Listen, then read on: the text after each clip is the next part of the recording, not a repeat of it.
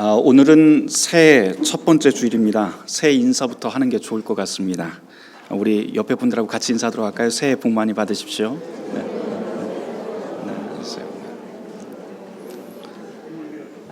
방금 전 우리는 서로에게 새해 복을 기원했습니다. 이 복이 무엇인지는 각자 그 내용이 다를 겁니다. 우리의 처지가 다 다르다 보니까 소원의 그 내용도 다른 게 당연합니다. 만일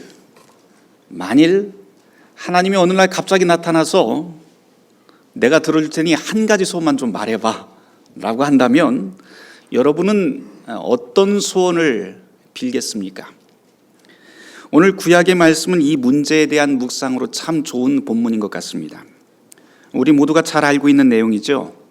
솔로몬이 하나님께 지혜를 달라고 구했고 그 말 한마디가 하나님 마음에 쏙 들어서 구하지 않았던 부귀영화와 장수까지도 덤으로 받게 되었다라고 하는 내용입니다.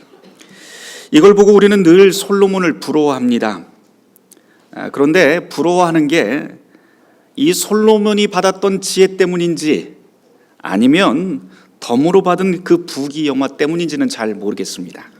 여하튼 이 솔로몬의 이야기는 지혜를 가진 자가 천하를 다 가진다라고 하는 그런 말을 생각나게 합니다. 오늘 우리가 깊이 생각할 것은 도대체 그 지혜의 정체가 무엇인가 하는 겁니다. 교회력 복음서 말씀도 또한 일맥상통하는데요. 예수님이 12살 때 예루살렘을 방문하는 이야기입니다. 이 이야기의 본문의 종결부도 역시 지혜라고 하는 말로 다 집중이 됩니다. 누가복음에서 12이라고 하는 12라고 하는 숫자는 매우 중요한 숫자로 계속해서 부각이 됩니다. 유대인에게 12라고 하는 숫자는 완전수인데 12지파, 12사도 등등 모두 완전함과 관련이 있습니다. 12살이 되면 유대인들은 성인으로 인증을 받게 됩니다. 예수님이 예루살렘 성전에서 이 선생들과 토론을 했다고 하는데 거기서 듣는 자들이 다 그 지혜를 놀랍게 여겼다라고 하는 구절을 우리가 함께 읽었습니다. 그 뜻은 예수님이 이제 어린아이가 아니라 온전하고 매우 훌륭한 성인으로 자랐다라고 하는 의미입니다. 누가복음에서 굳이 이 12살의 예수님을 강조하는 이유가 있어요. 그것은 예수님의 가정은 말 그대로 가난에 찌든 그런 삶을 살았던 가정입니다. 지지리도 가난한 가정이죠. 태어날 때 여관도 못 찾아서 구유에서 출생했다면 말 다 한 겁니다. 가정교사를 두거나 무슨 정상적인 교육을 받은 적이 없습니다. 그런데도 불구하고 율법 교사들이 모두 다 깜짝 놀랄 만큼 지혜가 뛰어났다라고 전합니다. 이것을 통해서 복음서 기자는 지혜라고 하는 것은 학력이나 계급, 가문 같은 것과는 전혀 상관없다라고 하는 말을 우리에게 들려주고 있는 것 같습니다. 실제로 지혜라고 하는 것은 온전한 사람의 표징이 됩니다.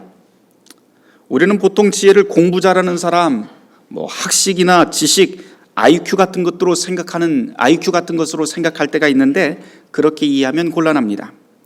한번 여러분들 돌아보세요. 지난 한 해 동안 우리나라에서 가장 많이 회자되었던 단어들 가운데 그 하나가 적폐라고 하는 말이 있었습니다. 한국 사회의 적폐는 사실 언제나 공부 많이 한 사람들이 원인이었죠. 소위 우리가 배운 사람, 똑똑한 사람, 배경 좋다고 하는 사람들이 바로 여기에 있었습니다. 상식 이하 수준의 정치로 국민들을 실망시키는 정치가들, 그리고 종교인들 모두 다 머리가 나쁘거나 무슨 학력 수준이 낮은 사람들이 아니었죠. 반면에 아주 단순하고 배운 게 별로 없어도 충분히 지혜로운 사람들을 우리는 주변에서 많이 만나게 됩니다. 그러고 보면 이 지혜라고 하는 것은 학력 수준 같은 것과는 별반 상관이 없는 게 분명합니다. 일반적으로 우리가 지혜라고 하는 말을 할 땐 무언가 탁월하고 숙련된 사람의 지식을 의미하지만 성경은 조금 다른 차원에서 지혜를 접근합니다. 성경이 말하는 지혜는 언제나 하나님과 연결이 되어 있습니다. 시편 말씀 여러분들이 잘 아실 텐데 지혜의 근본은 하나님을 아는 지식이다라고 하는 구절을 잘 아실 것입니다.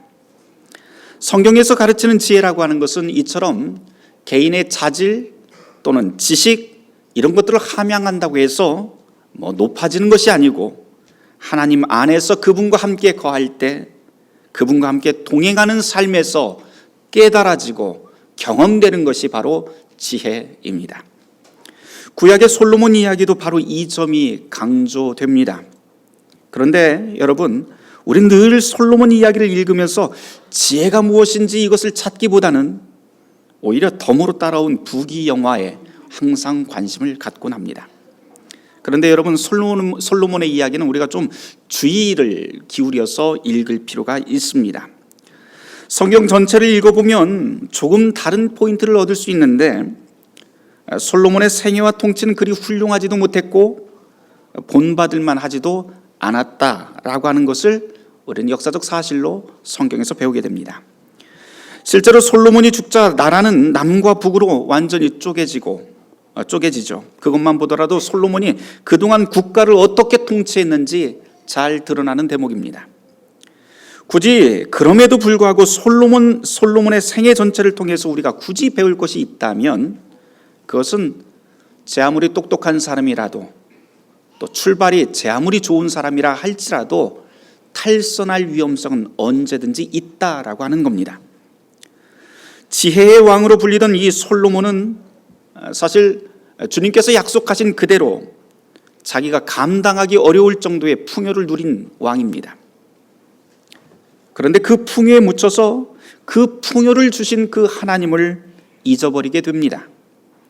그리고 수많은 후궁 그리고 수많은 이방신들에 둘러싸여 그렇게 살게 됩니다. 이 엄청난 풍요 속에서 그는 이제 초심을 잃게 됩니다. 그리고는 결국 불행의 나락으로 떨어지게 됩니다. 초심을 유지한다는 것 이렇게 어려운 일이지요. 초심이 무너지는 순간 조그만 구멍이 강둑 전체를 무너뜨리듯 모든 것이 무너지게 되어 있습니다. 그럼 도대체 솔로몬이 이 하나님께 구했던 이 지혜의 정체는 무엇일까요?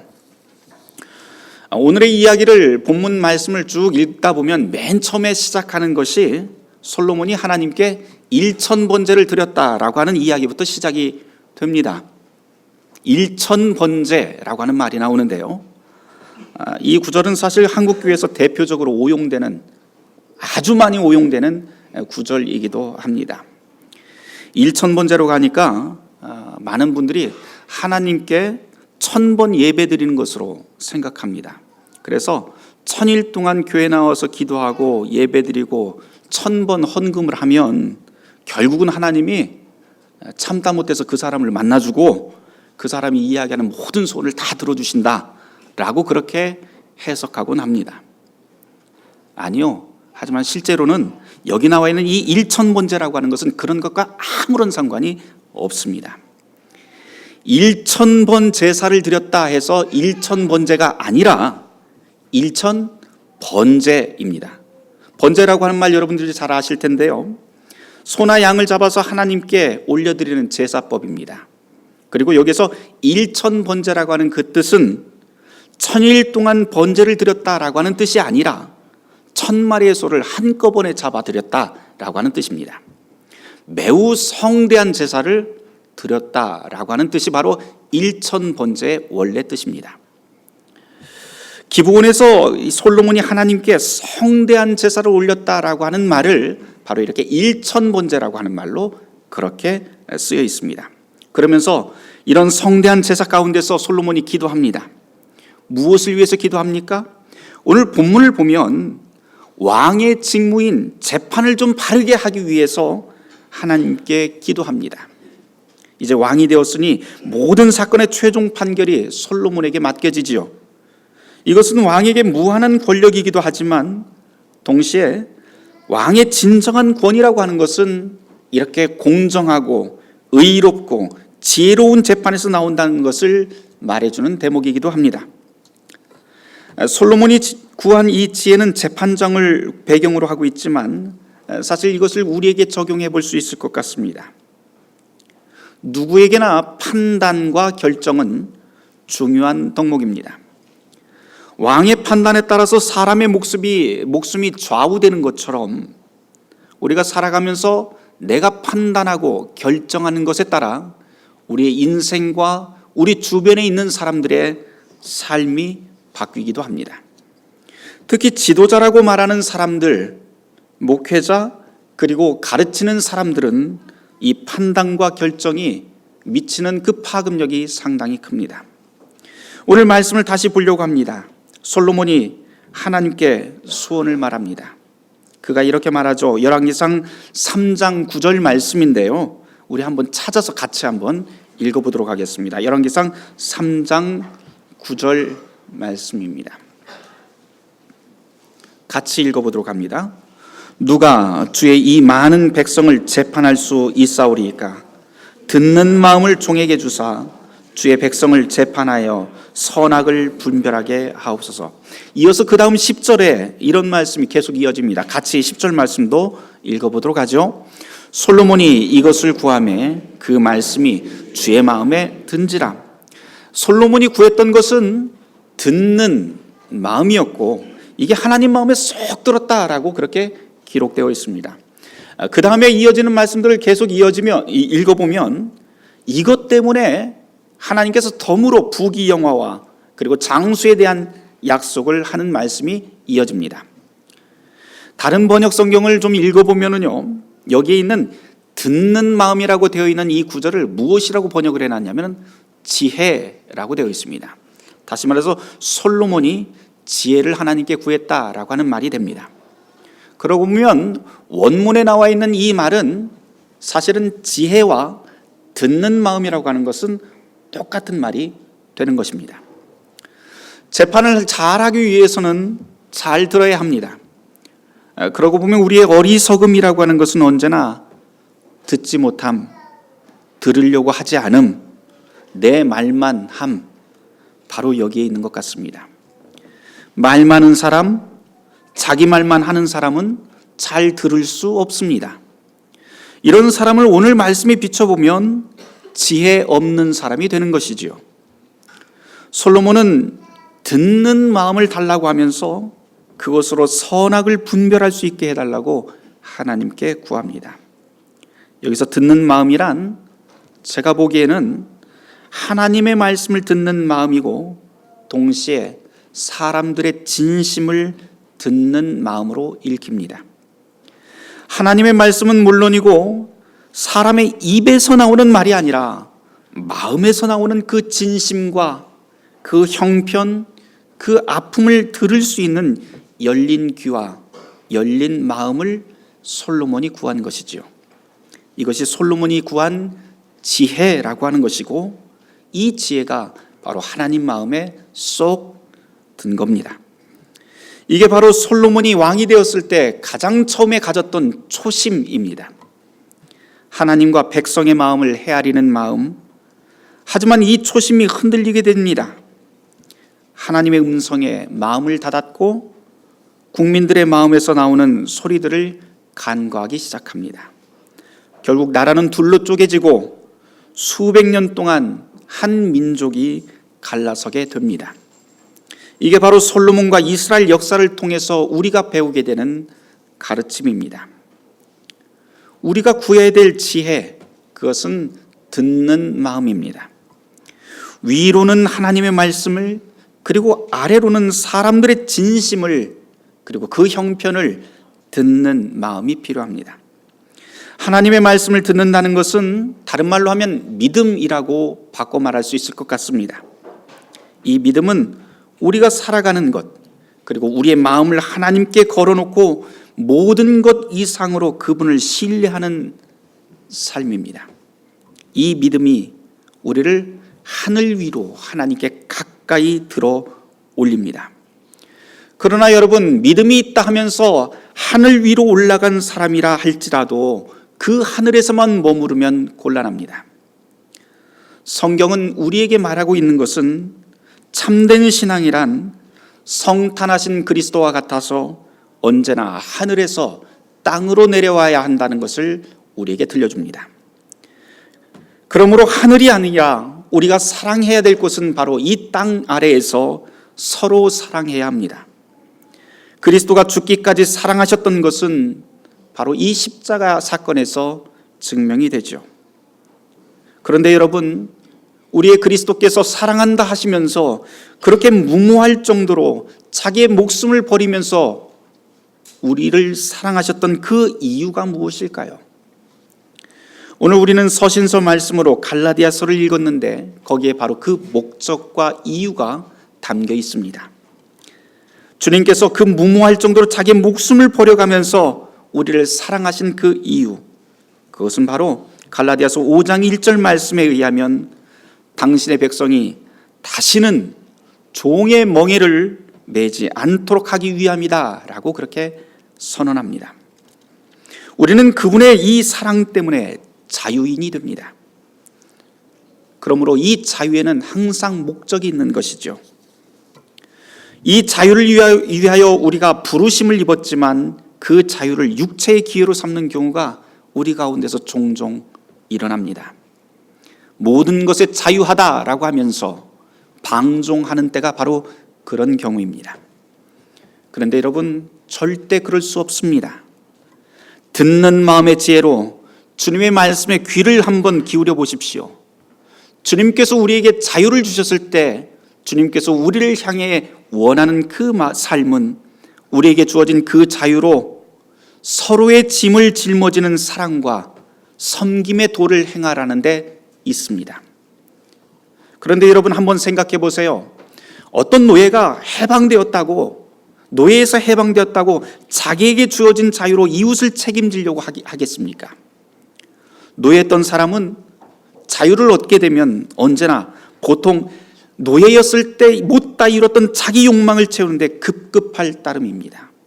이게 바로 세상에 사로잡힌 노예 근성입니다. 그러나 그리스도인은 어떻습니까? 그리스도인에게 주어진 자유는 이런 자유와 완전히 다릅니다. 우리에게 주어진 그 자유는 목적이 있기 때문입니다. 우리에게 주어진 자유는 그리스도의 뜻을 따라서 이웃의 유익을 위해 섬기는 자유가 됩니다. 이 자유를 주님이 우리에게 주셨습니다. 그러므로 주님의 몸된 교회라고 하는 이곳에서는 마땅히 이런 자유를 누려야 됩니다. 방종의 자유가 아닌 섬김의 자유 말입니다. 이 모든 것들은 듣는 마음, 즉 지혜라고 하는 하나님의 슬기로움에서 시작합니다. 제 딸 이름이 슬기라서 하는 말은 아닙니다. 2020년 새해를 우리는 믿음, 사랑, 자유라고 하는 주제로 시작합니다. 올 한 해 동안 이 주제에 대해서 제가 계속해서 반복해서 설명하고 또 교회 모든 방향도 여기에 맞춰서 함께 가보려고 합니다. 믿음의 강화를 위해서 함께 모이고 기도하고 배울 것이고, 사랑을 위해서 서로 살피고 보듬어 안는 연습들을 할 겁니다. 또한 자유를 위해서 섬김의 일을 도모하게 될 겁니다. 여러분들의 참여와 그리고 기도를 부탁을 드립니다. 작년부터 저희가 한 해 동안 4장의 배너를 만들어서 예배당 벽에 이렇게 붙여 놓고 있습니다. 큰 천을 위에서 길게 드리웠다 해서 영어에서는 배너라고 하지만 우리 한국말로 하면 큰 드림천 또는 위에서 내렸다라고 해서 큰 내림천이라고 그렇게 부르곤 합니다. 이 4장의 내림천의 그 바탕은 항상 교회력 절기의 색깔에, 절기 색깔의 바탕을 두고 있고요. 절기에 따라서 이 4천이 자리를 옮기게 됩니다. 올해 기본 디자인은 모두 다 해가 밝게 빛나는 것으로 기본 틀을 만들었고, 그 위에 각각의 다른 문양들이 담겨 있습니다. 그리고 모두 다 같은 글귀가 새겨져 있죠. 믿음, 사랑, 자유. 그리고 그 밑에는 갈라디아서의 말씀이 이렇게 풀어져 있습니다. 네 가지 색상은 검은색을 제외한 교회력 네 가지 색상이 여기에 담겨 있습니다. 오늘은 저기 오르간 위에 걸린 한 장만 제가 설명해 보려고 합니다. 교회력으로 오늘은 성탄 후 둘째 주일인데요. 색상은 흰색 바탕입니다. 성탄의 기쁨 그리고 환호, 희망을 상징하는 것이 바로 흰색입니다. 그리고 저기 위에 있는 해라고 하는 것은 의의 태양인 그리스도를 뜻합니다. 그분이 어둠을 이기고 세상을 밝힙니다. 예배 시작 때 우리는 시작을 하면 첫 번째 찬송을 하면서 행진을 하게 되는데 이것을 입당송이라고 부릅니다. 촛불이 맨 앞에 나가고 성가대 그리고 예배 도우미, 성서 봉독자, 집례자가 그 행진에 따라 들어갑니다. 그때 회중들은 찬송을 하면서 촛불이 가는 방향에 따라 몸을 돌리곤 하지요. 굉장히 낯선 광경인데요. 정확히 말하면 그냥 몸을 돌리는 것이 아니고 우리의 심장의 방향을 촛불에 맞추어서 천천히 돌리며 찬송을 하게 됩니다. 왜 그럴까요? 우리의 마음을 빛이신 그리스도에게 고정시키고 그분의 말씀에 귀를 기울이겠다라고 하는 신앙의 고백이 바로 우리 그 촛불 점화에 있습니다. 어둠을 빛으로 바꾸는 그분 뒤를 우리가 따라가는 것이지요. 이것이 바로 제자도를 상징하는 것인데, 그래서 입당송을 부르면서 함께하는 그 입당 행렬은 그리스도를 향한 우리 몸의 고백이 됩니다. 내림천에 태양이 그려진 것도 같은 의미인데요. 이제 저 안에 있는 그림 한번 잘 보시길 바랍니다. 컴퓨터는 잘 보였는데 뽑아놓으니까 잘 안 보여요. 잘 보시면 태양 안에 해를 받치고 있는 사슴뿔 모양의 무언가가 이렇게 보일 거예요. 그런데 그게 사슴뿔이 아니라 실은 두 손을 이렇게 받치고 있는 모양입니다. 감사한 마음으로 무언가를 받을 때 저런 손 모양이 이렇게 나옵니다. 저 손 위에 그리스도를 상징하는 붉은 태양이 올려져 있고요. 여러분들 보일지 모르겠지만 이렇게 두 손이 겹쳐진 이 한 가운데에 흰색 십자가가 새겨져 있는 것을 보실 수 있을 겁니다. 기쁨과 희망을 말하는 흰 하얀 천 위에 태양이 있고 감사의 마음으로 모아진 두 손과 십자가, 그리고 그 손 위에 태양의 심장이 밝게 빛납니다. 그리고 그 옆엔 믿음, 사랑, 자유라고 하는 단어가 쓰여져 있습니다. 저 내림천을 보고 여러분이 무엇을 상상하고 무엇을 발견하든 사실은 여러분의 몫입니다. 다만 저 그림을 통해서 우리의 믿음이 그리스도를 향한 뜨거운 사랑이 되는 동시에 우리의 손이 한데 모여져서 삶의 모든 자리에 사랑을 전하는 한 해가 되기를 바랍니다. 한 가지만 덧붙이고 마치겠습니다. 오늘 우리는 올 한 해 동안 교회를 섬기고 아름답게 가꿀 그리스도의 일꾼들을 세우게 됩니다. 매 해마다 우리가 임명식을 임명식이라고 말하기도 좀 그렇지만 호명을 하고 자리에서 세워서 우리가 그분들께 박수를 쳐주면서 한 해 수고해 줄 것을 당부했는데요. 오늘 이 시간에 설교 시간에 함께 좀 하려고 그럽니다. 여러분들 주보에 보시면 이번 주에는 저희가 집사, 교사, 성가대만 이렇게 적어놨습니다. 이제 한 2주 후에 19일이 되면 우리가 공동회의를 하게 되는데 거기서 권사가 완전히 다 결정이 되고 그 다음에 우리가 구역장, 인도자까지 모든 재직들이 완결이 되게 될 겁니다. 오늘은 집사, 교사, 성가대만 여러분에게 좀 호명을 할 텐데요. 거꾸로 성가대부터 제가 호명을 하면 자리에서 좀 일어서 주시기를 부탁을 드립니다. 호칭은 제가 빼겠습니다.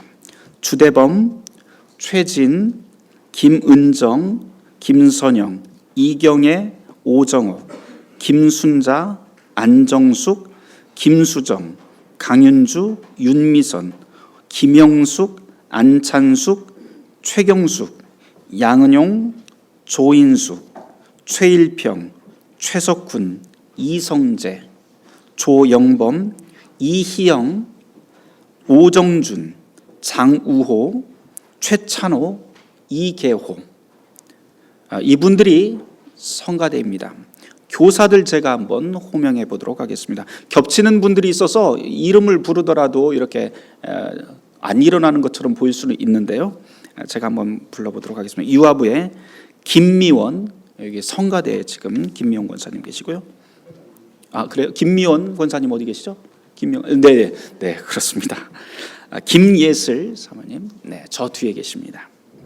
어린이부 김진경 부장, 김옥미, 백성현,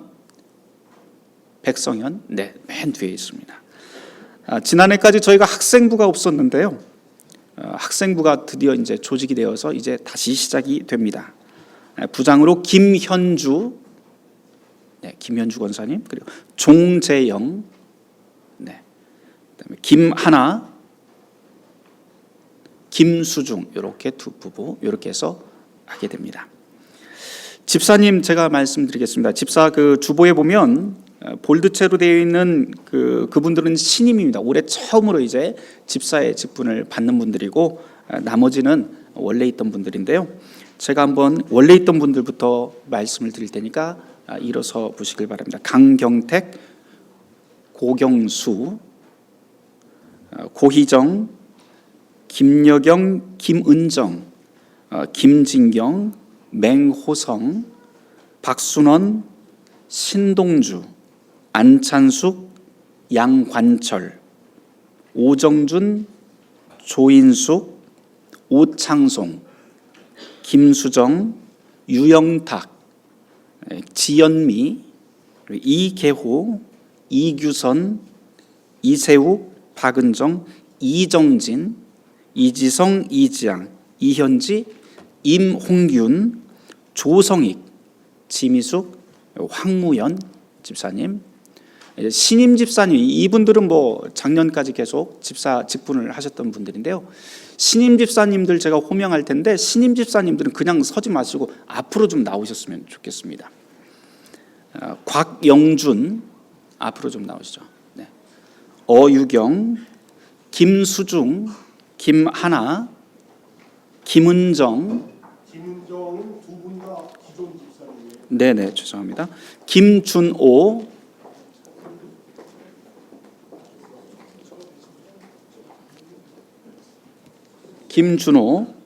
박경순, 박요한, 정민정, 김은정 집사님 이쪽으로 나오세요. 네. 정민정, 배기희, 송용승, 조은주, 이희영, 장우호, 조명화, 천우진, 최석훈, 이렇게 신임 집사님들입니다. 짱짱합니다 이제. 네. 올 한 해 동안 이제 우리 교회를 위해서 함께 애쓰고 기도하고 함께 교회를 정말 거룩한 사귐의 공동체로 이끌기 위해서 부름받은 오늘 여기 일꾼들입니다. 우리 여기 서 있는 성가대, 교사 그리고 집사님들을 위해서 큰 박수 부탁드리겠습니다.